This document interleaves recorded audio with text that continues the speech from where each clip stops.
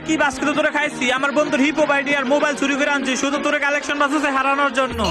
তোর আকার থাকলে আমারে কালেকশন বাসে হারাইয়া দেখা। तेरा तो गेम बजाना। তুই হচ্ছিস এক নাম্বারের চোর, এই দেখ সিজন 4।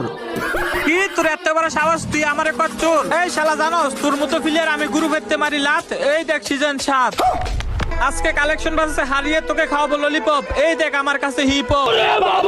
আচ্ছা এইবার তাইলে আমি দেখাই। আরে তোর আইডিতে তো কিছুই নাই, আমি তো ভুলেই গেছি। আমার আইডিতে কিছু নাই মানে আমি হলাম কালেকশন ভার্সেস কিং। কি তুই কালেকশন বাসের কি? তুই পারলে তোর বুকে শ্বাস থাকলে এই সামান্য জোকার বান্ডেলটাই দেখা।